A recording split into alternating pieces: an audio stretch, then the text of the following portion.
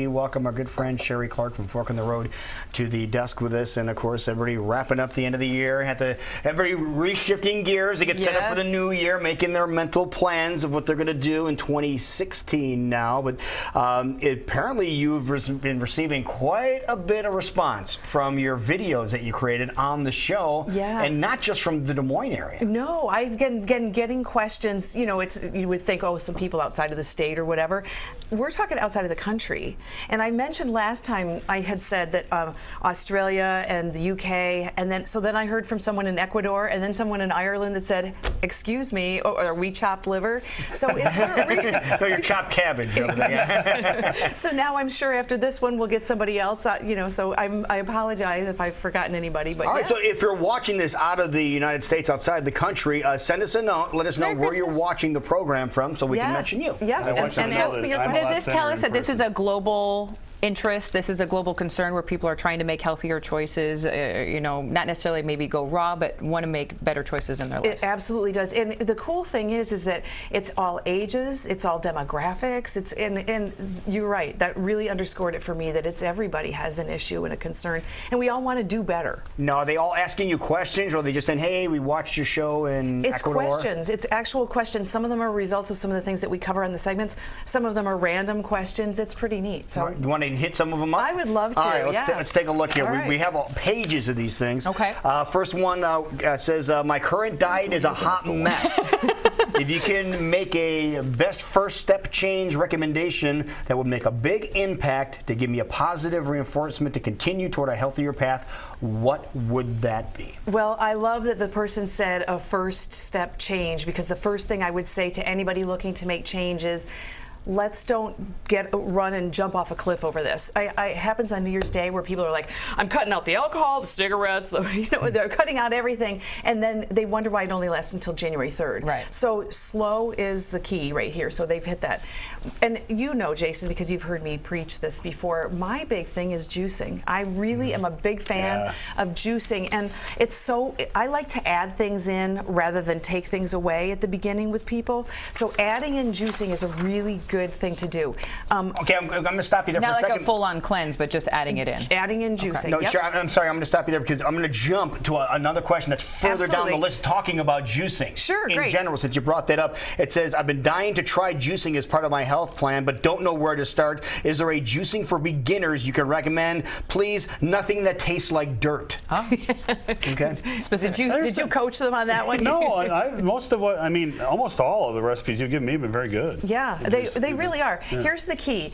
When you're starting out, and this doesn't hold for later, but when you're starting out, you probably would want to go a little fruit heavier, just because we're used to that. We all have a tendency to like sweeter palate, have a sweeter palate. So I would start with sweeter fruits, sweeter vegetables. Carrots are sweeter.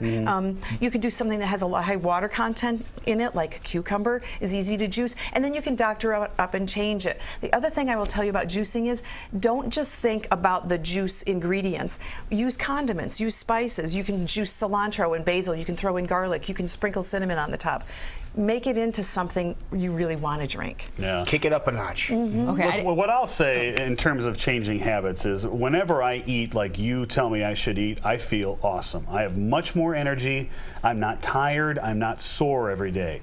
Now, last night and today I went into holiday mode, and all morning I've been hobbling around with sore hips and a sore knee, and I'm tired, and I'm telling you, it really works, and I don't have any financial stake in this. It's true. Yeah, thank you. I appreciate that. And I feel the same way, because I go off the rails myself sometimes, and just like you, I know I'm going to pay for it. Sometimes it's worth it, and other times you just think, is it? Right. So. All right, let's go to another question. That being said, I didn't mean to giggle earlier, but Jason and I have a question. We want to know when we can open up our wine. You can certainly, please, by all means. Go ahead. You guys crack open your vino, and we'll continue with the questions here.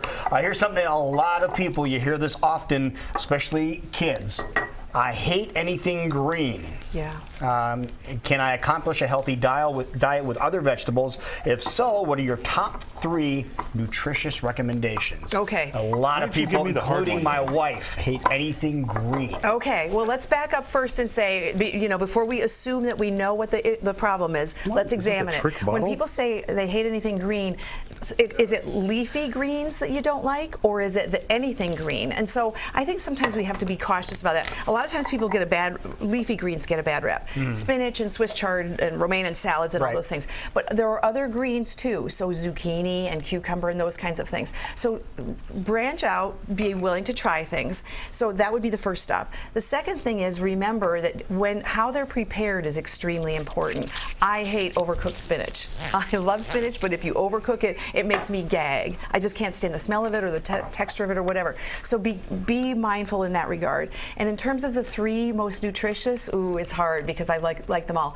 Carrots is a good, easy starter And one. it's sweeter. Sweeter. I personally like beets. I was going to guess beets. Okay. And a lot of people aren't beet crazy, but I do like them because they're sweet also, and they can be prepared in that type of way. And then I would say another orange one I like is sweet potato. All right. Because you can do a lot with that too.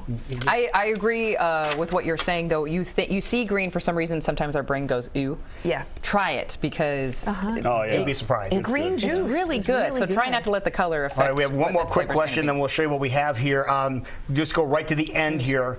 Everyone's heard about Sherry's cat, Lotus. Is Lotus a vegetarian too? That's a question that she got.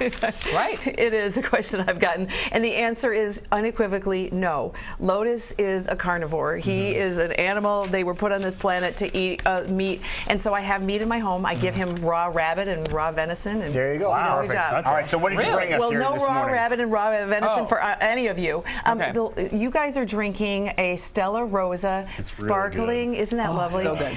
It's a sparkling wine. I selected it because it's lower in alcohol, a little sweet, got a little sparkly. It's really nice. For the 2 of us, somebody's got to maintain some decorum here. I've made us a cocktail out of a spicy ginger smells really shrub. good. It's really good. A what? Merry A Christmas. spicy ginger shrub. All right. And what that is, it's made out of vinegar, spices. Vinegar and ginger. Yes, and then I put some sparkling water on the top of it. That is really good. Does it taste good? Perfect. Oh, it's really good. Perfect non-alcoholic New Year's Eve kind of a drink. You want a sip? It's good. It's really good. And you know I bring you snacks. So I made it easy on myself. We have packaged crackers today, however they're gluten-free and good. they're organic and they're made with kale. And then I made you some cheese. Oh, yeah. Made Cheese myself cheese. out of cheddar. And what I did was I take cheddar cheese, I add some probiotics to it, Oh. I blend it up in the blender, I let it sit on the counter overnight so that the probiotics will kind of work. ferment. And then I added a little bit of garlic powder, Yeah, a little I knew bit of that. salt. Yeah. There And you go. I really am proud of my cheese, and I think Yeah. it goes really nicely with your wine. And Merry Christmas. Well, thank you very much. Merry Christmas to you, too. Again, more information, fork-road.com. Get a hold of Sherry, send her a question. Tell us where in the that's good. world you are watching the really good. replays of this program. And I know you brought some gifts to us, and just want to pass something along to you. You need to take the box out real quick Thank so you can you. show everybody what we brought you. Oh, no. So this is a bacon bowl maker just for Sherry. Oh, Isn't that yay. nice? We know how much you enjoy bacon. You guys. I would you imagine shouldn't that there's have. vegan bacon. There's fake She really bacon. means You should you shouldn't have.